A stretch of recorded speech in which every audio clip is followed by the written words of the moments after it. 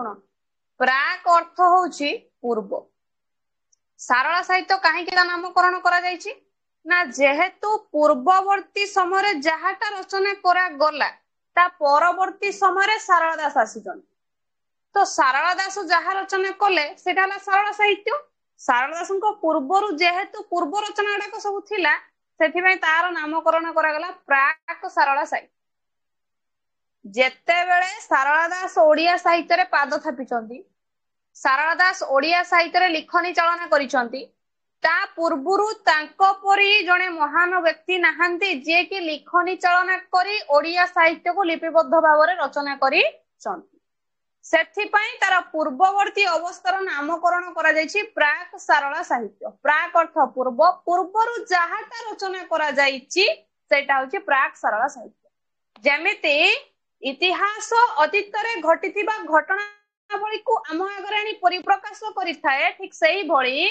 ओडिया भाषा साहित्य रे प्राक सारला साहित्य गोटे विषय वस्तु बा गोटे कहते गले टॉपिक जहा कि कोन करिथाए पूर्वरु घटिथिबा रचना गुडाको आनिकी आम आगरे परिप्रकाश करछि पूर्वरु कोन घटिछि साहित्य रे इतिहास रे राजा राजुडा माने अछंती साहित्य रे भी राजा राजुडा माने अछंती इतिहास रे विभिन्न प्रकार समय अवधिर क्षेत्र दिया जायछि साहित्य रे भी इतिहास साहित्य रे भी समय सीमार अवधिर क्षेत्र दिया जायछि सेही भली प्राक सारला साहित्य कोन करिछि ना जहाटा रचना करा जाई नथिला अर्थात से समय रे कोनोसी प्रकार लेखनी चालना हेई नाही केही लेखिबार पद्धति आनी नाही जहा हेइछि मुखरु उच्चारित बाणी चलिछि मु कहिली तमे माने सुनिलो तमे माने पुनी सुन साला पर तमे माने जणु कहबो सिए सुनला सिए सुन साला पर पुनी सिए आउ जणु कहबो सिए सुनला एमते सुनी मने रखुतले सेते बेले सेति पई प्राक सारला साहित्य को तीन भाग व्यक्त करा जायଥାଏ गोटे मौखिक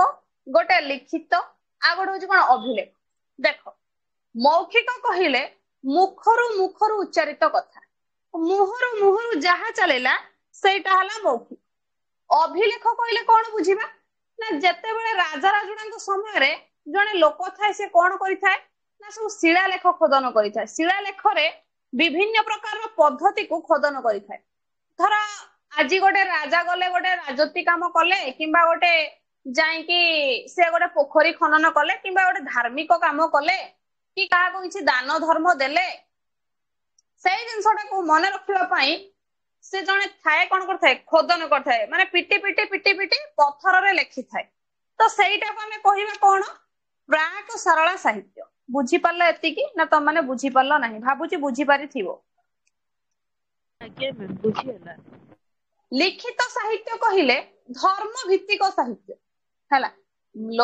मौखिक साहित्य कहिले लोक साहित्य लिखित साहित्य कहिले धर्मर साहित्य अभिलेख साहित्य कहिले कोन तंबा पटा शिलालेख तालपत्र तमर चमड़ा या सब लेखा जाउथुला फास्ट हम देखिबा प्राक सारला साहित्य रे मौखिक साहित्य ओडे कोन अछि ता परे जीवा हमें धर्म भित्तिक साहित्य बक प्राक सारला साहित्य रे मौखिक साहित्य कहिले विभिन्न प्रकार रो कहानी हो किंबदंती हो किंबा तम मानकर गोटे गीत हो प्रवाद प्रवचन हो पुराण पोथी हो एई सब जिंस गुडा को मुखरु उच्चारित होई कि आगो को बढ़िथिला केमिति ना जेते बेले गोटे नारी विवाह बंधन रे बांधी होथुला एबे सुना गोटे नारी विवाह बंधन रे बांधीला को ओढना रे मुह लुचो नहीं मुह देखि कि जाउची सेते बेले तो नारी विवाह बंधन रे बांधी न होवा पूर्वरु मुह लुचेई कि रखुतला लुची करी कि रहउतला बा हेई साला परे भी मुह लुचेई कि जाउतला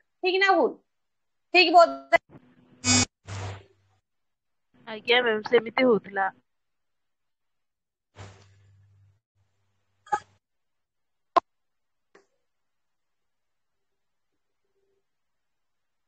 बोधे कटिला टिके खाली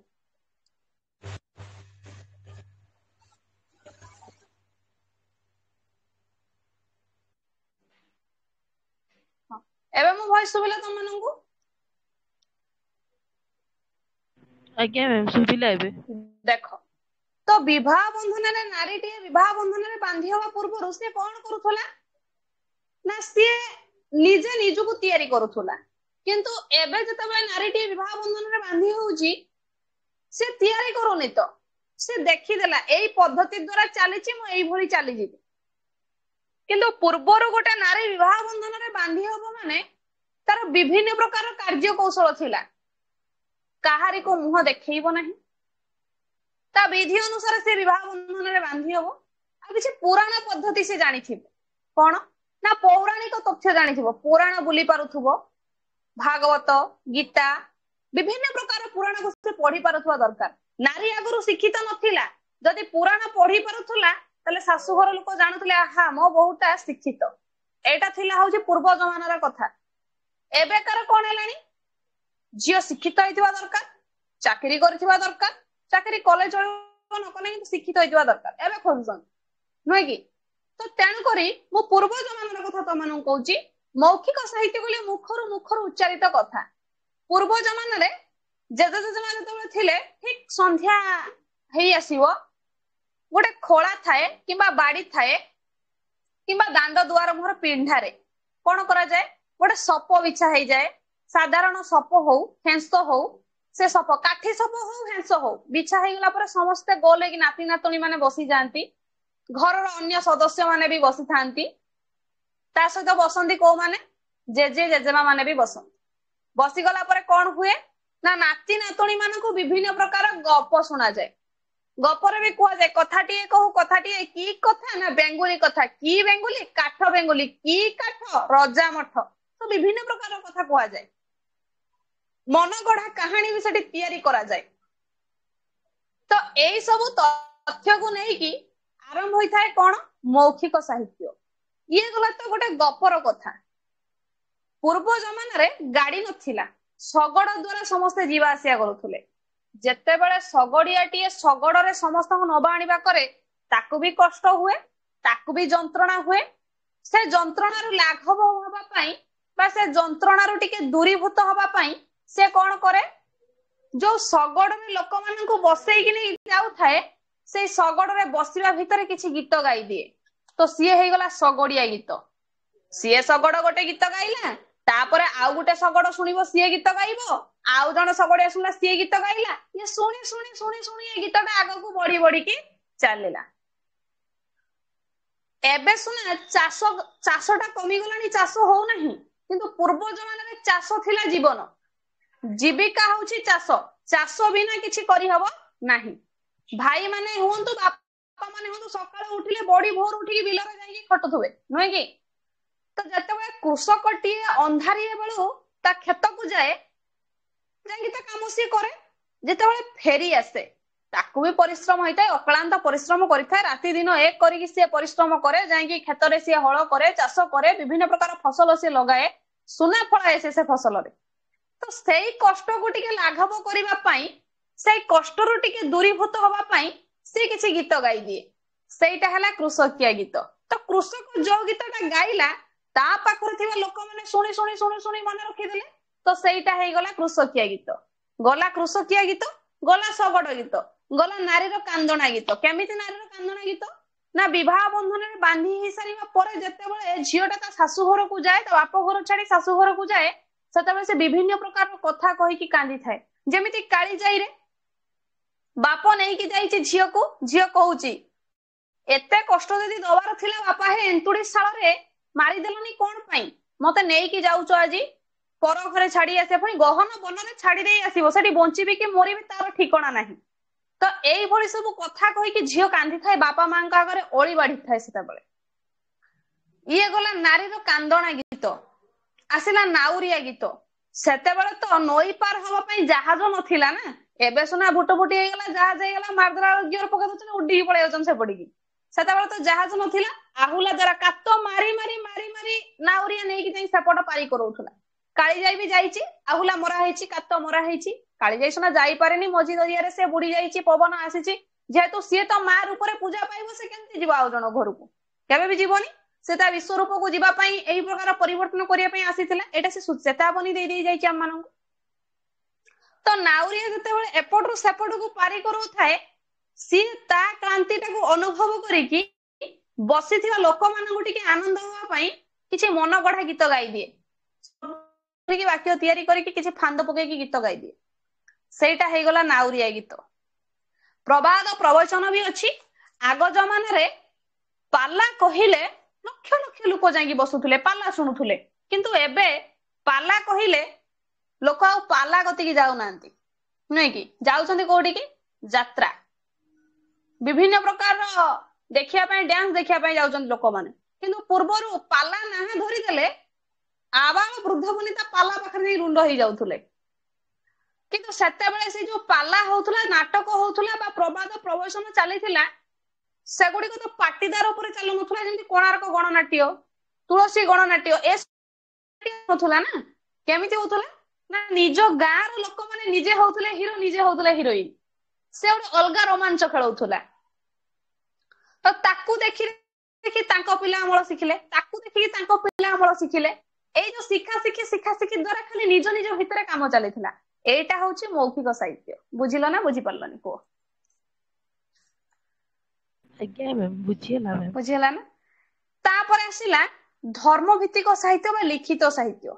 ମୁଁ କହିଛି ଲେଖିବାର ପଦ୍ଧତି ନାହିଁ, ଲେଖିବାର କୌଶଳ ନାହିଁ, କିନ୍ତୁ ଧର୍ମ ଭିତ୍ତିକ ସାହିତ୍ୟ ଆସିଛି। ଯେହେତୁ ଗୋଟେ ଲିଖନୀ ଚାଳନା କହିଛି ମୁଁ, ଲିଖିତ ସାହିତ୍ୟ ସେଟା। ଧର୍ମ ଭିତ୍ତିକ ସାହିତ୍ୟ କହିଲେ ନାଥ ସାହିତ୍ୟ, ତମାନଙ୍କର ରୁଦ୍ର ସୁଧାନିଧି, ତମାନଙ୍କର ଚର୍ଯ୍ୟା ସାହିତ୍ୟ, ତମାନଙ୍କର ମାଦାଳ ପାଞ୍ଜି, ତମାନଙ୍କର ସୋମନାଥ ବ୍ରତ କଥା, ସବୁ ଧର୍ମୀୟ ମତବାଦକୁ ନେଇକି ତିଆରି ହେଲା। ଦେଖ, ଚର୍ଯ୍ୟା ସାହିତ୍ୟ ବୁଲିବାକୁ ଗଲେ ଛୋଟିଆ ଜିନିଷ ନୁହଁ। ଚର୍ଯ୍ୟା ସାହିତ୍ୟର ବି ଗନ୍ତାଘର ରହିଛି। ଚର୍ଯ୍ୟା ସାହିତ୍ୟ ବିରାଟକାୟ ସ୍ଥାନକୁ ନେଇଛି। ଚର୍ଯ୍ୟା ସାହିତ୍ୟ ବହୁତ ଆଗକୁ ଯାଇଛି।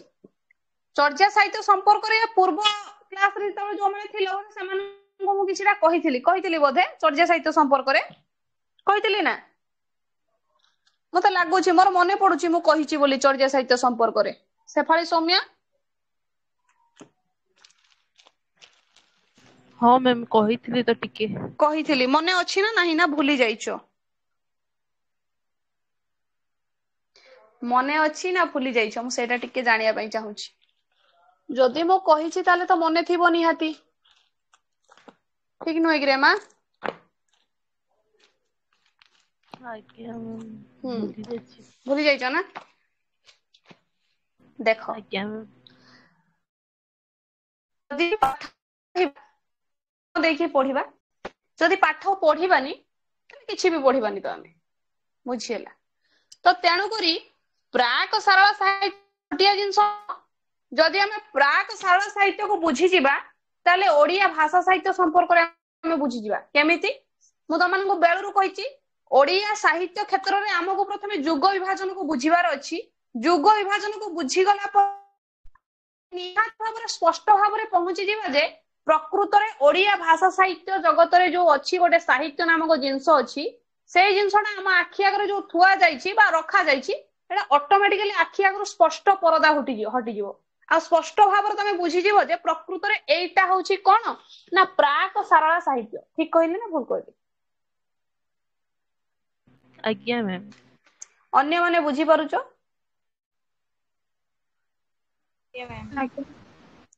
ପ୍ରାକ ସାରଳା ସାହିତ୍ୟର ଗୋଟେ ସମୟ ଅବଧି ଅଛି। ଯେତେ ସାରା ବି ଓଡିଆ ସାହିତ୍ୟ ଜଗତରେ ସମୟ ଅବଧି ନିଆଯାଇଛି ବା ସମୟ ଅବଧିକୁ ନେଇକି ଓଡିଆ ସାହିତ୍ୟ କ୍ଷେତ୍ରରେ ଆଣିକି ଗୋଟେ ସମୟ ପରିସୀମା କରିକି ଆମ ଆଗରେ ଥୁଆଯାଇଛି, ତାହା ତ ସଠିକ ଭାବରେ ଆମେ କହିପାରିବା ନାହିଁ। କାହିଁକି ନା କୋଉ ସମୟ ଅବଧିଟା ଠିକ ଅଛି, କୋଉ ସମୟ ଅବଧିଟା ଭୁଲ ଅଛି। ବୁଝିହେଲା କି? ତ ତେଣୁକରି ଆମେ ଦେଖିବା ଆପେକ୍ଷିକ ସୂତ୍ରରେ ଆମେ ବାନ୍ଧିବା ପ୍ରକୃତରେ ସମୟ ଅବଧି କେତେ ଦୂର ଠିକ ଅଛି, କେତେ ଦୂର ଭୁଲ ଅଛି। ହେଲା? ତ ତେଣୁକରି ପ୍ରାକ ସାରଳା ସାହିତ୍ୟର ସମୟ ଅବଧି ହଉଛି 900 ରୁ 1400। କେତେ କହିଲି? 900 ରୁ 1400। ଏଇ ଯୋଉ 500 ଆଉ 600 ବର୍ଷ ଭିତରେ ଯୋଉ ଜିନିଷଟା ରହିଗଲା, ତାରି ଭିତରେ ଆରମ୍ଭ ହେଇଛି ପ୍ରାକ ସାରଳା ସାହିତ୍ୟ। 900 ରୁ 1400 ହେଲେ ହିସାବ କର, 500 ରୁ 600 ବର୍ଷ ଭିତରେ, ଠିକ ନୁହେଁ କି? ତ ଏଇ ଯୋଉ 500 ରୁ 600 ବର୍ଷ ଭିତରେ ଯୋଉ ପ୍ରଭେଦଟା ରହିଛି, ସେଇ ଜିନିଷଟାକୁ ଆଣିକି ଆମ ଆଗରେ ପରିପ୍ରକାଶ କରାଯାଇଛି ଯେ ଓଡିଆ ସାହିତ୍ୟ ଜଗତରେ ଗୋଟେ ପ୍ରାକ ସାରଳା ନାମ ଗୋଟେ ଯୁଗ ଅଛି। ସେଇ ଯୁଗରେ ବିଭିନ୍ନ ପ୍ରକାର ମନ୍ତବ୍ୟକୁ ପ୍ରକାଶ କରାଯାଇଛି। ହେଲା? ଦେଖ, ତ ପ୍ରାକ ସାରଳା ସାହିତ୍ୟକୁ ଯଦି ଆମେ ଦେଖିବା, ତେବେ ଏ ସାହିତ୍ୟର ଧାରା ଗୁଡିକ ହଉଛି ଭିନ୍ନ।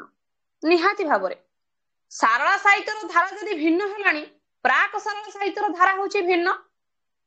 ଗୋଟେ ପିଲା ମାତୃଗର୍ଭରୁ ଶେଫାଳି ସୌମ୍ୟା ତା ବାପା ମାଙ୍କ ମାଙ୍କ ଗର୍ଭରୁ ଜନ୍ମ ହେଇଛି, ସସ୍ମିତା ବାରିକ ତା ବାପା ମାଙ୍କ ଗର୍ଭରୁ ଜନ୍ମ ହେଇଛନ୍ତି। ତ ଥରେ ଭାବ, ତ ଦିଟା ପିଲା କଣ ସମାନ କେବେ ହେଇପାରିବେ କି? ତ ଦି ଜଣ ଯାଙ୍କର ନିହାତି ଭାବରେ ଜେନେରେଟ ଅଲଗା ଆସିବ। ୟାର ଅଲଗା ପଦ୍ଧତି ହେଲେ ତାର ଅଲଗା ପଦ୍ଧତି ହେଇଥିବ। ଦି ଜଣ ପାଠ ପଢୁଛନ୍ତି, ଏକା କ୍ଲାସରେ ଦି ଜଣ ପାଠ ପଢୁଛନ୍ତି, ଠିକ ନୁହେଁ କି? ଏକା କ୍ଲାସରେ ଦୁଇ ଜଣ ତମେ ପାଠ ପଢୁଛ, କିନ୍ତୁ ତମ ନଲେଜ ଲେବୁଲଟା ଉପରକୁ ଯାଉଥିବା ବେଳେ ଆଉ ଜଣଙ୍କର ନଲେଜ ଲେବୁଲଟା ତଳକୁ ଯାଉଥିବ। ଥୋଡି ନା ସମସ୍ତଙ୍କର ସମାନ ଥିବ, କେବେ ତ ସମସ୍ତଙ୍କର ସମାନ ନଥିବ ନା। ସମାନ ଥିବ କି? ସମାନ ନଥିବ। ତ ମୋ କହିବା କଥା ହେଲା ସେଇଟା, ପ୍ରାକ୍ ସାରଳା ସାହିତ୍ୟର ଧାରା ଗୁଡିକ ଭାରି ଭିନ୍ନ। ଧର୍ମଗୁରୁ ସନ୍ଥ ମାନେ ଧର୍ମ ମତବାଦର ପ୍ରଚାର କରିବା ଉଦ୍ଦେଶ୍ୟରେ, ସମାଜକୁ ଅନ୍ଧାରରୁ ଆଲୋକକୁ ନେବା ଉଦ୍ଦେଶ୍ୟରେ, ସମାଜରେ ସଂସ୍କାର ଆଣିବା ଉଦ୍ଦେଶ୍ୟରେ ସାହିତ୍ୟ ସୃଷ୍ଟି କରିଥିଲେ। ଏଇ ଯୋଉ ପ୍ରାକ୍ ସାରଳା ସାହିତ୍ୟ ଆସିଛି, କହିଲି ଲିଖିତ ସାହିତ୍ୟ ହଉଛି ଧର୍ମର ସାହିତ୍ୟ, ଧର୍ମୀୟ ମତବାଦର ସାହିତ୍ୟ। ତ ତେଣୁକରି ସମାଜରେ ଯୋଉ ଅନ୍ଧକାର ଖେଳି ଯାଇଛି, ସମାଜରେ ଯୋଉ କୁସଂସ୍କାର ଖେଳି ଯାଇଛି, ତାକୁ ଦୂରକୁ ନବା ପାଇଁ ବା ତାକୁ ସେ ଜିନିଷକୁ ଅନ୍ଧାରଟାକୁ ବିଦା କରିକି ଆଲୋକଟାକୁ ଆଣିବା ପାଇଁ ସାହିତ୍ୟର ସୃଷ୍ଟି ହେଇଛି। ତେଣୁ ବୌଦ୍ଧ ସାହିତ୍ୟ, ନାଥ ସାହିତ୍ୟ, ତମମାନଙ୍କର ଶୈବ ସାହିତ୍ୟ ଭିନ୍ନ ଭିନ୍ନ ଭାବରେ ସୃଷ୍ଟି ହେଇଛି ହେଲା। ଲିଖିତ ସାହିତ୍ୟ ପୂର୍ବରୁ ଅଲିଖିତ ସାହିତ୍ୟ ଥିଲା। ମୁଁ ୟା ପୂର୍ବରୁ କହିକି ଗଲି ଅଲିଖିତ ସାହିତ୍ୟ କଣ ବା ମୌଖିକ ସାହିତ୍ୟ ଯୋଉଟା ଆମେ କହିବା, ଲୋକ ମୁଖରୁ ଉଚ୍ଚାରିତ ବାଣୀ ହଉଛି ମୌଖିକ ସାହିତ୍ୟ। ମୁହଁରୁ ଗୋଟେ ଛୋଟବେଳେ ଆମମାନେ ପଢିନାହାନ୍ତି ନା, ମୋର ଆଜି ମୌଖିକ ଅଛି, ମୁଁ ଯିବି, ମୋର ମୌଖିକ ପରୀକ୍ଷା ଅଛି, ମୁଁ ଆଜି ଯିବି, କୁହନ୍ତିନି ଛୋଟବେଳେ? ନଥାଏ, ସାର୍ ପଚାରିବେ ଆମେ ଆଜ୍ଞା ଉତ୍ତର ମ୍ୟାମ୍। ଦବା। ତ ସେଇଟା ହଉଛି ମୌଖିକ ପଦ୍ଧତି, ବୁଝିହେଲା କି? ତ ତେଣୁକରି ଯାହା ମୁହଁରୁ ସମାଜରେ ବିକଶିତ ହୁଏ ସେଇଟା ହଉଛି ମୌଖିକ ସାହିତ୍ୟ। ମୁହଁରୁ ଯୋଉଟା ଚାଲିଲା ସେଇଟା ହଉଛି ମୌଖିକ ସାହିତ୍ୟ। କଣ ହବ ନା, ଲୋକମାନେ, ଲୋକ କାହାଣୀ, ଲୋକ ଗୀତ, ଲୋକ ନୃତ୍ୟ, ଲୋକ ନାଟକ, ଓଷା ବ୍ରତ, ପ୍ରବାଦ, ପ୍ରବଚନ, ଏଗୁଡା ସବୁ ଅଲିଖିତ, କିଛି ଲିଖିତ ହେଇନାହିଁ। ଅଲିଖିତ ଆକାର ଥିବାରୁ ଏଟା ହେଲା ମୌଖିକ ସାହିତ୍ୟ। ଏହାପରେ କିଏ ଆସିଲା? ମୁଁ କହିଛି ଲିଖିତ ସାହିତ୍ୟ ଆସିଛି, ଯୋଉଟା କି ଧର୍ମୀୟ ମତବାଦକୁ ନେଇକି ସୃଷ୍ଟି ହେଇଛି। ଗୋଟେ ହଉଛି ବୌଦ୍ଧ ଧର୍ମ, ନାଥ ଧର୍ମ, ଶୈବ ଧର୍ମ। ୟାର ପରବର୍ତ୍ତୀ ସମୟରେ ଆସିଛି କଣ? ଜଗନ୍ନାଥ ଧର୍ମଟା ଆସିଛି। କିନ୍ତୁ ଏଇ ଯୋଉ ବୌଦ୍ଧ, ନାଥ, ଶୈବ, ଏଇ ଯୋଉ ତିନିଟା ଧର୍ମ ଅଛି, ଏଇ ତିନିଟା ଧର୍ମକୁ ନେଇକି ଲିଖିତ ସାହିତ୍ୟର ସୃଷ୍ଟି ହେଇଛି। ବୁଝିପାରିଲ ନା ବୁଝିପାରିଲ ନାହିଁ? ଆଜ୍ଞା ମ୍ୟାମ୍। ତାପରେ ଆସିଲା ଅଭିଲେଖ ସାହିତ୍ୟ। ଅଭିଲେଖ ସାହିତ୍ୟ ବୁଝିବାକୁ ଗଲେ ଗୋଟେ ହଉଛି ଦାନପତ୍ର, ଆଉ ଗୋଟେ ହଉଛି ସନନ୍ଦ, ଆଉ ଗୋଟେ ହଉଛି ତମ୍ବାପଟା ବା ଶିଳାଲିପି। ଏଟାର କଣ ହୁଏ ମୁଁ ତମମାନଙ୍କୁ କହିକି ଗଲି। ରାଜା ମାନଙ୍କର ଆଦେଶ, ପ୍ରମାଣ ପତ୍ର, ପୁଷ୍କରଣୀ ଖୋଦନ ବା କାହାଣୀ ସବୁ କଣ ହଉଥିଲା ୟାଦରେ ଲେଖାଥିଲା। ରାଜା କେତେ ରାଜତି କଲା, କେତେଟା ରାଜ୍ୟ ସେ ଜୟ କରିଛି, କେତେ ଗରିବ ଲୋକଙ୍କୁ ସେ ଦାନ ଧର୍ମ କରିଛି, ରାଜା ତା ରାଜ୍ୟରେ କେତେ ବିକାଶ କରିଛି, କେମିତି ସେ ଲୋକମାନଙ୍କୁ ସେବା କରିଛି, କେତେ ପଣ୍ଡିତଙ୍କୁ କେତେ ଖାଇବାକୁ ଦାନ ଦେଇଛି, ଖାଇବାକୁ ଦେଇଛି, ପୁଷ୍କରଣୀ ଖୋଦନ କରିଛି, କଣ ସବୁ କରିଛି, ଯେତିକି ସବୁ ଧର୍ମୀୟ କାମ ସବୁ ସେ କରିଛି, ସେଗୁଡାକ ସବୁ ଲେଖାଯିବ। ତ ଇଏ ହଉଛି ପ୍ରାକ୍ ସାରଳା ସାହିତ୍ୟର ନମୁନା। ଯଦି ଏତିକି ବୁଝିପାରିଥିବ, ୟାର ପରବର୍ତ୍ତୀ ଷ୍ଟେଜରେ ଯୋଉ ବିଷୟବସ୍ତୁ ଗୁଡାକ ଅଛି ଅଟୋମେଟିକାଲି ବୁଝିପାରିବ। ତମେ ମାନେ ଏତିକି ବୁଝିପାରିଲ କି? ଆଜ୍ଞା ମ୍ୟାମ୍। ଆଜ୍ଞା ମ୍ୟାମ୍। ତାହେଲେ ମୁଣ୍ଡ ଭିତରେ ସେଟ୍ କରିନିଅ ଯେ ପ୍ରାକ୍ ସାରଳା ସାହିତ୍ୟ 3, ମୌଖିକ, ଲିଖିତ, ଅଭିଲେଖ। ଠିକ ୟା ଭୁଲ? ଆଜ୍ଞା ମ୍ୟାମ୍। ପ୍ରାକ୍ ସାରଳା ସାହିତ୍ୟ କମ୍ପ୍ଲିଟ। ତମର ଯୋଉ ନମ୍ବର 1 ରେ ଯୋଉ ସିଲାବସ ରେ ଯୋଉ ଦେଇଛି block 1, block 2, block 3, block 4 complete, କିଛି ନାହିଁ ଆଉ ତା ଦେହରେ। ବାକି ରହିଲା କଣ ଜିନିଷ ତା ଦେହରେ ଜାଣିବାର ଅଛି? ଚର୍ଜିଆ ସାହିତ୍ୟ କହିଲେ କଣ ବୁଝିବା, ବୌଦ୍ଧ ଗାନ ଦୋହା କହିଲେ କଣ ବୁଝିବା, ନାଥ ସାହିତ୍ୟ କହିଲେ କଣ ବୁଝିବା, ଶୈବ ସାହିତ୍ୟ କହିଲେ କଣ ବୁଝିବା, ରୁଦ୍ର ସୁଧାନିଧି କହିଲେ କଣ ବୁଝିବା, ଶିଳାଲେଖ କହିଲେ କଣ ବୁଝିବା। ଠିକ ୟା ଭୁଲ?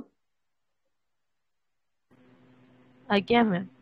ବାକି ରହିଲା କଣ ଆଉ? ସମାଜ, ସାମାଜିକ, ରାଜନୈତିକ, ସାଂସ୍କୃତିକ, ଧାର୍ମିକ। ଯଦି ଆମେ ଚର୍ଜିଆ, ନାଥ, ଶୈବ, ତମମାନଙ୍କର ହେଲା ରୁଦ୍ର ସୁଧାନିଧି, ବୌଦ୍ଧ ଗାନ ଦୋହା, ଏ ସମ୍ପର୍କରେ ଯଦି ଆମେ ଜାଣିଗଲେ, ଲୋକଗୀତ, ଲୋକ କାହାଣୀ, ଲୋକ ନୃତ୍ୟ, ପ୍ରବାଦ, ପ୍ରବଚନ, ଏସବୁ ଯଦି ଜାଣିଗଲେ, ଶିଳାଲେଖ ସମ୍ପର୍କରେ ଜାଣିଗଲେ, ତମ୍ବାପଟ ସମ୍ପର୍କରେ ଜାଣିଗଲେ, ତାମ୍ରଲିପି ସମ୍ପର୍କରେ ଜାଣିଗଲେ, ତାହେଲେ ଅଟୋମେଟିକାଲି ସାମାଜିକ, ସାଂସ୍କୃତିକ, ଧାର୍ମିକ, ତମମାନଙ୍କ ରହିଲା ଆଉ ଗୋଟେ କଣ ରହିଲା କି ରାଜନୀତିକ। ଏଇ ଯୋଉ ପରିବର୍ତ୍ତନ ଆସିଛି ପ୍ରାକ୍ ସାରଳା ସାହିତ୍ୟରେ, ଯୋଉ 4ଟା କ୍ଷେତ୍ରରେ ପରିବର୍ତ୍ତନ ଆସିଛି, ଅଟୋମେଟିକାଲି ଆମେ ଗୋଟେ ଲଙ୍ଗ କୋଶ୍ଚେନ ତିଆରି କରିପାରିବା। नुहे कि ଆଜ୍ଞା ମ୍ୟାମ୍ ହେବ। ହେଇଯିବ। ତ ତେଣୁ କରି ପ୍ରଥମେ ଆମେ ଦେଖିବା ପ୍ରକୃତରେ ଚର୍ଯା ସାହିତ୍ୟ କଣ। ଗୋଟେ ଚର୍ଯା ସାହିତ୍ୟ ଅଛି ଓଡିଆ ସାହିତ୍ୟ କ୍ଷେତ୍ରରେ ପ୍ରାକ ସାରଳା ସାହିତ୍ୟ ଜଗତରେ ଗୋଟେ ଚର୍ଯା ସାହିତ୍ୟ ଅଛି। ଚର୍ଯା ସାହିତ୍ୟ ପ୍ରକୃତରେ କଣ? ବୌଦ୍ଧ ଗାନ ଓ ଦୋହା କହିଲେ କଣ ବୁଝ? ଏହା ସିଦ୍ଧଚାର୍ଯ୍ୟ ମାନଙ୍କର କୃତିତ୍ୱ ବର୍ଣ୍ଣନା କରେ। ଏଟା ଗୋଟେ ପ୍ରଶ୍ନ, କ୍ୱେଶ୍ଚନ ଇଏ ଗୋଟେ। ଏଇ ଯୋଉ ବୌଦ୍ଧ ଗାନ ଦୋହା ମୁଁ କହିଲି ସେଇଟା ହଉଛି ଚର୍ଯା ସାହିତ୍ୟ। ନାଥ ସାହିତ୍ୟ କହିଲେ ଅଲଗା ଆସିଯିବ। କଣ ନା ନାଥ ସାହିତ୍ୟ କହିଲେ ସେତେବେଳେ ଯୋଗୀ ମାନେ ପଳେଇ ଆସିବେ ସବୁ, କେନ୍ଦରା ବଜେଇକି ଭିକ୍ଷାବୃତ୍ତି କରିବେ, ଲାଉ ଥାଳ ସବୁ ଧରିଥିବେ ହାତରେ। ଏବେକାର ଯୋଗୀ ସେବେକାର ଯୋଗୀ ଭିତରେ ଆକାଶ ପାତାଳର ଫରକ। ସେତେବେଳେ ଯୋଗୀ ଆସିବେ କେନ୍ଦରା ବଜେଇ ବଜେଇ କେତେ ସୁନ୍ଦର ଭାବରେ ଗୀତ ଗାଇ ଗାଇ ଗୋଟେ ଛତା ଧରିଥିବେ, ତାଳପତ୍ର ଛତା ଧରିଥିବେ, ଧରିକି ଆରାମସେ ଆସିବେ ଭିକ୍ଷାବୃତ୍ତି କରିବା ପାଇଁ। କିନ୍ତୁ ଏବେକାର ଯୋଗୀ ଆଉ କଣ ଛତା ଆଣୁଛନ୍ତି ନା କିସ, ସେ ଟୋଟାଲି ହେଲମେଟ ପିନ୍ଧିକି ଆସୁଛନ୍ତି ଟୋଟାଲି ଭିକ୍ଷାବୃତ୍ତି କରିବା ପାଇଁ। ଗୋଡ ହେତେବେଳେ ସେ ସମୟର ଯୋଗୀ ଆଉ ଏ ସମୟର ଯୋଗୀ ଥରେ ଭାବ। ସେତେବେଳେ ଯୋଗୀକୁ ଯଦି ମୁଠେ ଚାଉଳ, ଆଳୁ ଗୋଟେ, ବାଇଗଣ ଗୋଟେ, କଦଳୀ ଗୋଟେ ଦେଇଦବ, ଟମାଟୋ ଗୋଟେ ଦେଇଦବ, ସେ ଖୁସିରେ ନେଇକି ପଳେଇବ। ଏବେ ଯୋଗୀ ଆଉ ଚାଉଳ ନେବେନି ତ, ଚାଉଳ ନବୁ ଟଙ୍କା 20 ଦେ, 50 ଦେ, 100 ଦେ, ଭାଇଯିବି ମୁଁ ଏଠୁ। ଠିକ ନା ଭୁଲ? ହଁ ମ୍ୟାମ୍, ଆଗ ଯୋଗୀ ଏବେ ଯୋଗୀର ଆକାଶ ପାତାଳ ଫରକ। ଖରାପ। ତ ତେଣୁ କରି ଯୋଗୀ ଦେଖିବା ତ ପୂର୍ବ ଜମାନାକୁ ଯିବା। ଏବେକାର ଯୋଗୀ କି ଦେଖିଲେ କିଛି ତିଆରି କରିପାରିବାନି ଆମମାନେ, ସବୁ ଅସ୍ମିଭୂତ ହେଇଯିବ ଟୋଟାଲି। ବୁଝିପାରିଲ ନା? ତ ତେଣୁକରି ପୂର୍ବ ଜମାନାକୁ ଆମକୁ ଫେରିତେ ପଡେ। ସେଥିପାଇଁ ତ କୁହନ୍ତି ଇତିହାସ ଅତୀତର ଘଟଣାବଳୀକୁ ଆମ ଆଗରେ ପରିପ୍ରକାଶ କରେ। ସାହିତ୍ୟ ବି ଅତୀତରେ ଘଟିଥିବା ଘଟଣାବଳୀକୁ ପରିପ୍ରକାଶ କରେ। ଇତିହାସ ସେଇ ଘଟଣାବଳୀକୁ ପରିପ୍ରକାଶ କରେ ଯୋଉ ଘଟଣାବଳୀରେ ରାଜା ରାଜୁତି କରିଛନ୍ତି, ମରି ଯାଇଛନ୍ତି, ବିଭିନ୍ନ ପ୍ରକାର ଅଂଶ ବିଶେଷକୁ ଆଣିକି ଆମ ଆଗରେ ସ୍ଥାପନା କରିଥାଏ। କିନ୍ତୁ ସାହିତ୍ୟ ହଜି ଯାଇଥିବା ଠିକଣାକୁ ଆଣି ଆମ ଆଗରେ ପରିପ୍ରକାଶ କରିଥାଏ। ତାହେଲେ ସାହିତ୍ୟ ଇତିହାସ ଭିତରେ କମ୍ବାଇନ ଜିନିଷ କଣ ରହିଲା? ଇତିହାସରେ ଯାହା ଅଛି ସାହିତ୍ୟରେ ବି ସେଇଟା ଅଛି, କିନ୍ତୁ ସାହିତ୍ୟ ହଜି ଯାଇଥିବା ଠିକଣାକୁ ଆଣିକି ଆମ ଆଗରେ ପରିପ୍ରକାଶ କରେ।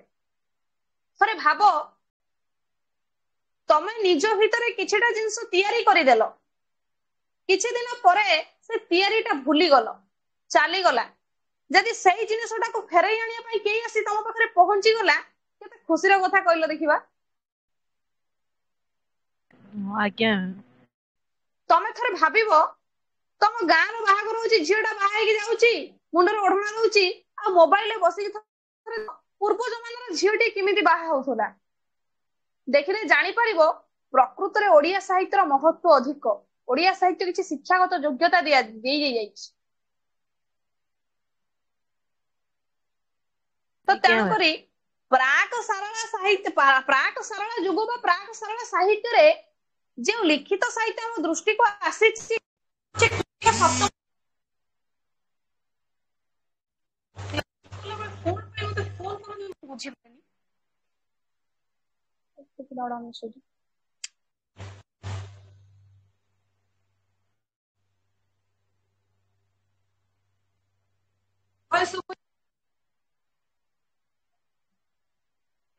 ନାଇଁ ମ୍ୟାମ୍, ଟିକେ କଟି କଟି ଶୁଭୁଛି।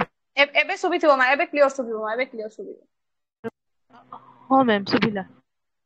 ପ୍ରାକ ସାରଳା ଯୁଗରେ ଯୋଉ ଲିଖିତ ସାହିତ୍ୟ ଆମ ଦୃଷ୍ଟିକୁ ଆସିଛି, ତାହା ହେଉଛି ଖ୍ରୀଷ୍ଟୀୟ 7ମ ଶତାବ୍ଦୀରୁ ଦ୍ୱାଦଶ ଶତାବ୍ଦୀ ମଧ୍ୟରେ ରଚିତ ବୌଦ୍ଧ ସହଜ ସାଧକ ମାନଙ୍କର ଚର୍ଯା ସାହିତ୍ୟ, ସିଦ୍ଧ ସାହିତ୍ୟ ଚର୍ଯା।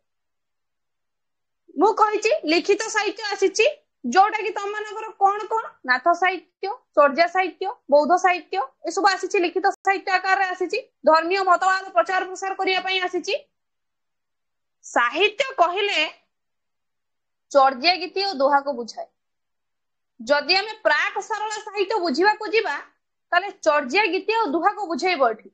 ସେଇଟା ପୁଣି କଣ ଆମେ ଦେଖିବା କହିଲେ, ଚଳିତ ଶତାବ୍ଦୀର ପ୍ରାରମ୍ଭରେ ବଙ୍ଗଳାର ସ୍ୱନାମଧନ୍ୟ ପଣ୍ଡିତ ମହାମହୋପାଧ୍ୟାୟ ହରପ୍ରସାଦ ଶାସ୍ତ୍ରୀ ନେପାଳ ଦରବାରର ପୋଥିଶାଳାରୁ ଲୋକଲୋଚନକୁ ଆସିନଥିବା କେତେକ ପୋଥିର ସମାହାର ପାଇଥିଲେ। ସେଥି ମଧ୍ୟରେ ଥିଲା 50ଟି ଗୀତିର ସମାହାର। ତା ନାଁ କଣ ଥିଲା? ଚର୍ଯା ଚର୍ଯ୍ୟ ବିନିଶ୍ଚୟ। ଚିନ୍ତା କର, ଗୋଟେ ଜାଗାରେ ପୋଥି 50ଟା ଗୀତି ରହିଛି, ତାକୁ କେହି ପାଇନାହାନ୍ତି, କେହି ଆଣିନାହାନ୍ତି। କିଏ ପାଇଲେ? ନା ନେପାଳ ଦରବାରର ପୋଥିଶାଳାରୁ ଲୋକଲୋଚନକୁ ଆସିନଥିବା କେତେକଟି ପୋଥିରୁ କିଏ ପାଇଥିଲେ? ନା ପଣ୍ଡିତ ହରପ୍ରସାଦ ଶାସ୍ତ୍ରୀ से आम लोकलोचन को आणिले जहा भितर थिला 50 टा गीतर समाहार चर्जिया चर्ज्य विनिश्चय सबरा पादंकर दोहा कोश कान्हू पादंकर दुआ कोश बोधे एटा अछि तम मानक सिलेबस रे सबरा पाद कान्हू पाद अछि बोधे नुहे कि ता विषय हाँ भी मैम आम अच्छी अच्छी मैम 1916 मसीह सेगुड़ी को से निज संपादन में बौद्ध गान दोहा नाम प्रकाश कले 50 टा गीतर समाहार को से पाईगले ठीक 1916 मसीह कौन कले से निजे ताको आउथरे प्रोडक्शन करदेले निजे तैयारी करदेले कहले एटा गोटे रही गोटे कौन निजे गोटे लेखा देखी कौन हम देखा नुआ तैयारी करिया निज संपादन में निजे गढ़ीदबा तो तैयारी करदेले नुआ ढंगी गोटे फुलटा से प्रस्फुटित कले नहीं आसिले केतेबेले ना 1916 मसीह से नहीं आसिले तार नामकरण कौन कले ना बौद्ध गान दोहा नाम प्रकाश करे चर्या शब्द अनेक अर्थ मध्य तार गोटे मूल अर्थ होउछि कौन ना आचार बा आचरण देख आचार बा आचरण जदि मु गोटे बुझेबी मु कहली चर्या साहित्य भितर तार गोटे मूल अर्थ अछि सेटा होछि कोन गोटे आचार बा आचरण आचार आचरण कहिते गले आचरण कहले आज के दुनिया आब आचार खटा आचार केते आचार मिलुती से आचार नुह आचरण कहले एटा नुह जे तू किए बे तू कोउडी अछु बे एटा नुह बुझी परछना कोन मु कहूची तो माने आज्ञा मैम आजि का जुगर आचरण कथा मु कहूची पूर्वज माने आचरण कहले आज्ञा आसंतु बसंतु बंधु आसिले पाद तळु नै कि मुंडियाटा मारि देबे किंतु एबे पाद तळु नौ नांती नई देले मुंडटा को सरी गला ये होची आचरण बुझी परछ ना तो तणु करी से आचरण ए आचरण नुहे कहले साधारणतः आचरण कहले जहा बुझाए ए आचरण ता नुह एहा जोग साधन पद्धति संपर्कित आचरण चर्यार अन्यान्य अनेक अर्थ मध्य अछि चर्यार अर्थ होछि अध्ययन करिबा बा समीक्षा करिबा कहले जतबे जोगीटिए जोग साधन करे ये होछि सही आचरण जेतेबेले जोगी मुनि ऋषि माने जोग करि बसंती ये होछि सही आचरण पद्धति किंतु ए आचरण ता नुह जे तमे भाबी नबे आपण तमे सम्मान देई कि जणु कानी घरे बसेबा ए आचरण ता नुह जोगी मुनि ऋषिଙ୍କ କଥା चेडी कहला पुणी कहूची यार अर्थ होउची अध्ययन करिबा बा समीक्षा करिबा माने तैयारी करिवार पद्धति आचरण बौद्ध गान दोहार रचयिता गण सिद्धचार्य भाव ओडिशा सुपरिचित एमानंक संपर्क में व्यापक वर्णना प्राचीन ओडिया साहित्य परिलक्षित शारदास महाभारत में बारंबार 84 सिद्धचार्य कथा विषय उल्लेख करिसेंती सिद्धचार्य मानक मध्य अधिकांश ओडिशावासी थिले थरे भाव शारदास केबे आसिलेनी 1401 रु तांकर पद्धति आरंभ 1400 मसीह सरी जाउछंती सिद्धचार्य मानकर कथा तथापि 84 जन सिद्धचार्य विषय शारदास महाभारत में वर्णना करिसेंती ताले ओडिया साहित्य जगत रे जो पंथी गुडाक जाउची जो धारावाहिक जिंस गुडाक बही चलीची एटा छोटिया धारा नुह गोटे प्रवाहमान धारा चलीची तो से प्रवाहमान धारा भितर हमकु भी धारावाहिक होबाकू पड़िबो ठीक ना बोल आज्ञा मैम ठीक देखो तापरे कोन कहला मु कहेनी तम मानकर देइछि कान्हू पाद सबरी पाद भुसुकु पाद शांति पाद बापा ए जो पा होची पाद शब्द सिद्धचार्य मानक नाम पर जो पा शब्द वा पाद शब्द व्यवहार करा जाइछि जेहेतु सिद्धचार्य माने संस्कृत अपभ्रंश प्रभृति एकाधिक भाषा रे पांडित्य अर्जन करिसंती एथिरे ओडिशार प्राचीन संस्कृत परंपरा संपर्क रे सूचना मिले एमानक जीवनी अनुशीलन कले ओडिशा संस्कृतिर मोहनीय रूप आम आगे नाची उठे एठारे सेथिपे ना कोन कराइछि गोटे पाद बा तांको सम्मानार्थे पाद बोली कहआ जाइछि जेमिति जनकु ब्राह्मण हुअन्तु ब्राह्मण को सम्मान करिया में कोन पंडित आसिले तांको ना धरि कहबा ना गोटे पुरोहितर ना धरि के हम कहबा ना कहि परिबानी कहबा कि हम घर को पुरोहित आछिछन कि पंडित महाशय आछिछन तांको हम सम्मान देले सेही भलिया एठी भी हमें कोन करिबा एमानंको सम्मानार्थे सब जिंस व्यवहार करा जाई अछि अच्छा एतिकी बुझी पारिल तुम माने चर्या साहित्य संपर्क रे डेफिनेशन क्लियर हेलो आज्ञा मैम देखो चर्या गीतिकार गण सिद्धचार्य भाव नाना तत्व और धर्म दर्शन कथा कहिथिले सुधा सेमाने थिले समाज सचेतन धूली धरणर भल मंद चलनी बहु परिमाण सेमानक रचनावली रे देखिबाकू मिले समाज उच्च श्रेणी और निम्न श्रेणी मध्य जो भेद रही ताहार विस्तृत चित्र एथिरे व्यापक से समय उच्च नीचर भेदभाव थिला ଇଏ ହଉଛି ଖଣ୍ଡାୟତ, ମୁଁ ହଉଛି କ୍ଷତ୍ରିୟ। ତ ଉଚ୍ଚ ନିଚର ଭେଦଭାବ ସେତେବେଳେ ଦେଖିବାକୁ ମିଳୁଥିଲା। ଥରେ ଭାବୁନ ଯଦି ଜଗନ୍ନାଥ ସଂସ୍କୃତି ଆସିଲାଣି ଝିଅ ଚଣ୍ଡାଳୁଣୀ କଥା ଭାବ। ଜଗନ୍ନାଥ ପଶିବା ପାଇଁ ଦେଲେନି ମନ୍ଦିର ଭିତରକୁ। ଶେଷରେ ଏମିତି ହେଲା, କଣ କହିଲେ ଲକ୍ଷ୍ମୀ? କହିଲେ ପ୍ରଭୁ ମନ୍ଦିର ଭିତରକୁ ଯିବି ବସିବି, କିନ୍ତୁ କଣ ବ୍ରାହ୍ମଣ ଚଣ୍ଡାଳ ଯାଏଁ ପ୍ରସାଦ ପାଇବେ, ସମସ୍ତେ ପ୍ରସାଦ ପାଇବେ। ପ୍ରସାଦ ପାଇକି ହାତ ଜଳରେ ଧୋଇବେନି, କୋଉଠି ମାରିବେ? ମୁଣ୍ଡରେ ମାରିବେ କହିଲେ ନା।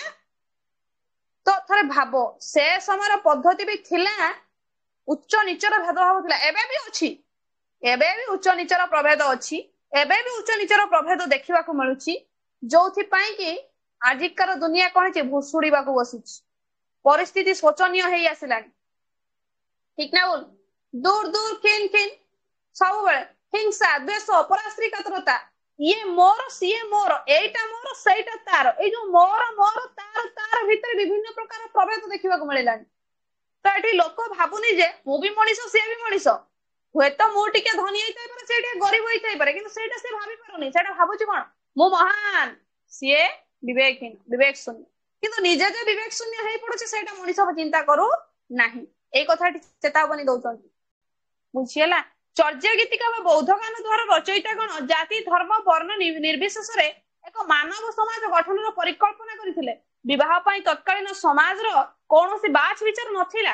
କାହ୍ନୁପାଙ୍କ ପରି ବ୍ରାହ୍ମଣ ଡମ୍ବିକୁ ବିବାହ କରିବାକୁ ସଂକୋଚ ବୋଧ କରିନଥିଲେ। କାହ୍ନୁପାଦଙ୍କ ଗୀତିକାରେ ଡମ୍ବିର ଜୀବନଚର୍ଯ୍ୟା ସୁନ୍ଦର ରୂପେ ବର୍ଣ୍ଣିତ।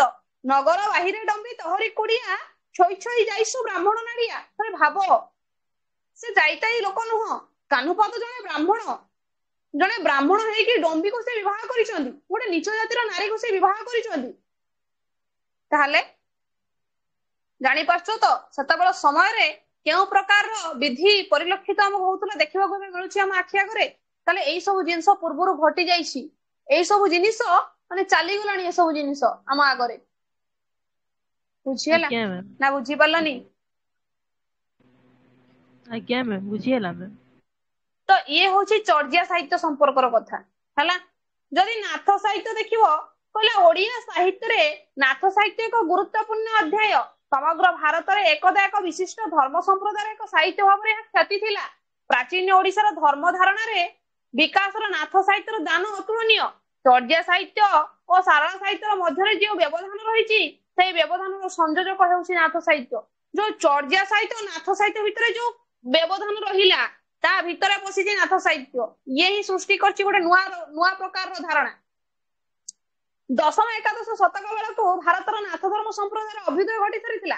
ଡକ୍ଟର ମୋହନ ସିଂ ତାଙ୍କ ଧର୍ମ ଗ୍ରନ୍ଥରେ ନାଥ ଗୁରୁ ଗୋରଖନାଥଙ୍କୁ ଦଶମ ଶତକରେ ଅବସ୍ଥାପିତ କରିଛନ୍ତି। ଗୋରଖନାଥ ଓ ତାଙ୍କ ଗୁରୁ ମତ୍ସ୍ୟେନ୍ଦ୍ର ନାଥଙ୍କ ସମ୍ପର୍କରେ ନାନା କିମ୍ବଦନ୍ତୀ ଓ ଜନଶ୍ରୁତି ପ୍ରଚଳିତ। ଜନଶ୍ରୁତି ଅନୁଯାୟୀ ଗୋରଖନାଥ ପ୍ରଥମେ ତାନ୍ତ୍ରିକ ବୌଦ୍ଧ ଓ ପରେ ଶୈବ ଉପାସକ ଥିଲେ। ଗୋରଖନାଥଙ୍କ ଉଦ୍ୟମରେ ନେପାଳରେ କଣ ହେଇଛି ନା ନାଥ ଧର୍ମ ହୋଇଥିଲା। ତାହେଲେ ଭାବ, ନେପାଳରେ ନାଥ ଧର୍ମ ସୃଷ୍ଟି ହେଇଥିଲା। ମୁଁ ତମମାନଙ୍କୁ କହିଗଲି ନାଥ ଧର୍ମ କହିଥିଲେ ଯୋଗୀ ମୁନି ଋଷି ମାନେ କଣ କରୁଥିଲେ? କେନ୍ଦରା ବୋଝି ବୋଝି ଭିକ୍ଷାବୃତ୍ତି କରୁଥିଲେ। ଏଠି ବି ସେଇଟା ଲେଖା ଯାଇଛି।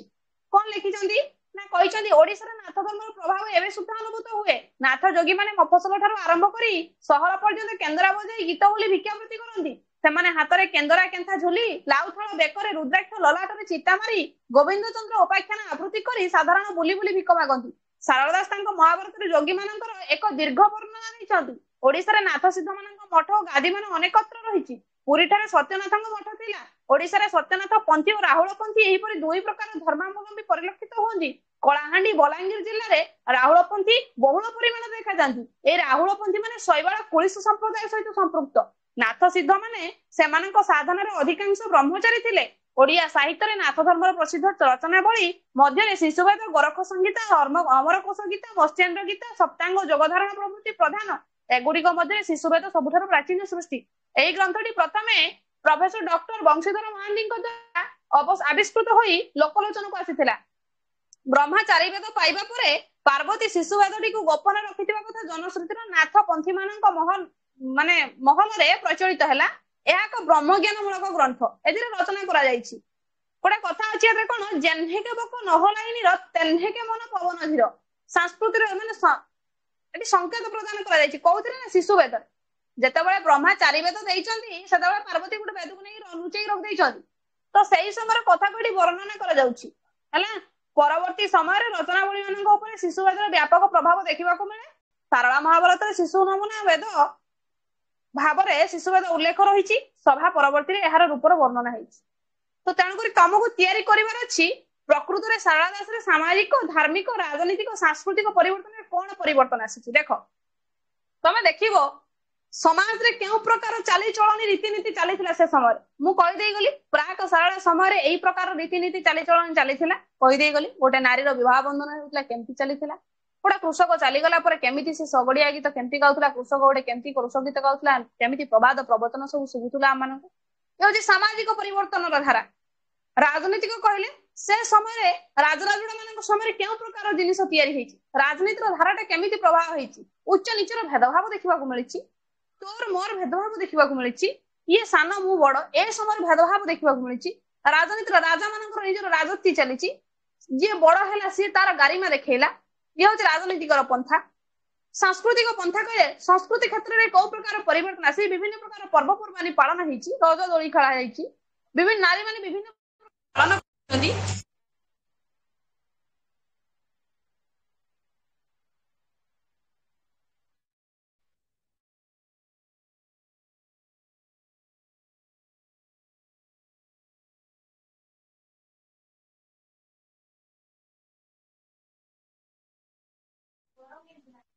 ହ୍ୟାଲୋ ଅଲିଭା, ତୁମ ଘରଟା କୋଉଠି କହିଲ? ହ୍ୟାଲୋ ଡିଷ୍ଟ୍ରିକ୍ଟର କାଉପୁର। କାଉପୁର କୋଉଠି?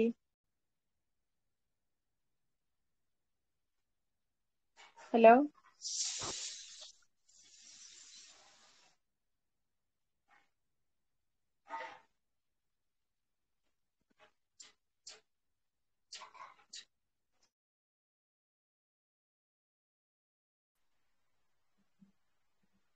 ଭଏସ ଶୁଭିଲା ନା ଏବେ ମା?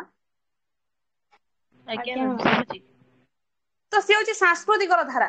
ଧର୍ମୀୟ ମତବାଦ କହିଲେ ନାଥ ଧର୍ମରେ କଣ ହେଇଛି, ବୌଦ୍ଧ ଜ୍ଞାନ ଦୁହାରେ କଣ ହେଇଛି, ଶିଳାଲେଖରେ କଣ ହେଇଛି, ଧର୍ମୀୟ ମତବାଦରେ କଣ ପରିବର୍ତ୍ତନ ଆସିଛି। ତ ଏଇ ସବୁ ପରିବର୍ତ୍ତନର ଧାରାକୁ ନେଇକି ତମେ ମାନେ ତିଆରି କରିବ ଗୋଟେ ଲଙ୍ଗ କ୍ୱେଶ୍ଚେନ। ବୁଝି ହେଲା? ସାମାଜିକରେ ବି ରହିବ କଣ ଗୋଟେ, ସେ ପଚାରିବ ପ୍ରାକ୍ ଶାଳା ସାହିତ୍ୟରେ ସାମାଜିକର ଧାରା କେମିତି ଥିଲା। ଗୋଟେ ପ୍ରାକ୍ ଶାଳା ସାହିତ୍ୟ ଉପରେ ଗୋଟେ ଛୋଟିଆ ଇଣ୍ଟ୍ରୋଡକ୍ସନ ଟିଏ ଦବ। ଦେଇ ସାରିବା ପରେ ଆରମ୍ଭ କରିବ ସମାଜ ଉପରେ କୋଉ ପ୍ରକାର ପରିବର୍ତ୍ତନ ଆସିଲା କିଛିଟା ହିଣ୍ଟସ ଦବ। ଦେଇ ସାରିବା ପରେ ଆରମ୍ଭ କରିବ ତମମାନଙ୍କର ଲେଖିବାର କୌଶଳ କେମିତି ନା, ପ୍ରଥମେ ଆଣିବ ମୌଖିକ ସାହିତ୍ୟ। ମୌଖିକ କହିଲେ କଣ ବୁଝିବା ଆମେ ମାନେ ତାକୁ ଲେଖିବ। ତାପରେ ଆଣିବ ଲିଖିତ ସାହିତ୍ୟ। ଲିଖିତ ସାହିତ୍ୟ କହିଲେ କଣ ବୁଝିବା ଆମେ ମାନେ ତାକୁ ଲେଖିବ। ତାପରେ ଆଣିବ ଅଭିଲେଖ ସାହିତ୍ୟ। ଅଭିଲେଖ ସାହିତ୍ୟ କହିଲେ କଣ ବୁଝିବା ମାନେ ତାକୁ ଲେଖିବ। ଯୋଉ ମୌଖିକ ସାହିତ୍ୟ ତମେ ମାନେ ଲେଖିଥିବ ସେ ମୌଖିକ ସାହିତ୍ୟରେ କିଏ କିଏ ଯାଉଛନ୍ତି ତା ଦେହରୁ କିଛିଟା ପଏଣ୍ଟ ନେଇଯିବ। ଗୋଟେ କୃଷକ ଗୀତ ନେଇଯିବ, ନାଉରିଆ ଗୀତ ନେଇଯିବ, ଶଗଡିଆ ଗୀତ ନେଇଯିବ, କାନ୍ଦଣା ଗୀତ ନେଇଯିବ, ପ୍ରବାଦ ପ୍ରବଚନ, ଏସବୁକୁ ଟିକେ ଟିକେ ଟିକେ ଟିକେ ହିଣ୍ଟସ ଦେଇକି ଲେଖିଦବ। ସରିଗଲା ମୌଖିକ ସାହିତ୍ୟର ଡେଫିନେସନ। ପୁଣି ନେଇ ଆସିଲ କାହାକୁ, କାହାକୁ ଆଣିବ ଲିଖିତ ସାହିତ୍ୟକୁ। ଲିଖିତ ସାହିତ୍ୟରେ ସାହିତ୍ୟ ନବନାଥ ସାହିତ୍ୟ, ଶୈବ ସାହିତ୍ୟ, ରୁଦ୍ରସୁଧା ନିଧି ନବ ନବ ନ ନବ ନାହିଁ ସେଥିରେ କିଛି ଦୁଃଖ ନାହିଁ, ଚର୍ଯ୍ୟା ସାହିତ୍ୟ, ବୌଦ୍ଧ ଗାନ ଅଧୁଆ, ତିନିଟା ପଏଣ୍ଟ ସରିଗଲା। ଆସିଗଲା ଅଭିଲେଖ ସାହିତ୍ୟ। ଶିଳାଲେଖ, ତାମ୍ରପଟା, ଚମଡା, ତମର କେମିତି କଣ ଖୋଦନ ହେଇଛି, କେଉଁ ପ୍ରକାର ରାଜା କେଉଁ କାମ କରିଛନ୍ତି, ଉର୍ଜାମ ଶିଳାଲେଖ ହଉ, ତମମାନଙ୍କର ହାତୀ ଗୁମ୍ଫା ଶିଳାଲେଖ ହଉ, ଅଶୋକଙ୍କ ଶିଳାଲେଖ ହଉ, ଏସବୁ ଶିଳାଲେଖରେ କଣ କଣ ହେଇଛି ଦେଇଦେଲା ପରେ ସରିଗଲା ସାମାଜିକ ପରିବର୍ତ୍ତନ। ଠିକ ଏଇ ପଦ୍ଧତି ଆସିଯିବ କୋଉଠି, ସାଂସ୍କୃତିକରେ, ଏଇ ପଦ୍ଧତି ଆସିବ ରାଜନୀତିକରେ, ଏଇ ପଦ୍ଧତି ଆସିବ ଧର୍ମୀୟ ମତବାଦରେ। ଇଏ ହଉଛି ଗୋଟେ ଲଙ୍ଗ କ୍ୱେଶ୍ଚେନ, କିଛି ନାହିଁ ଆଉ ୟାଦରେ। ବୁଝିପାରିଲ ନା ବୁଝିପାରିଲ ନା? ଆଜ୍ଞା ମ୍ୟାମ୍। କମ୍ପ୍ଲିଟ। ଅନ୍ୟମାନେ ବି ବୁଝିପାରିଲ? ଆଜ୍ଞା ମ୍ୟାମ୍। ଠିକ ଅଛି, ଧନ୍ୟବାଦ ସମସ୍ତଙ୍କୁ। ସମସ୍ତଙ୍କୁ ବି ଜୟ ଜଗନ୍ନାଥ। ଭାବିବାର କିଛି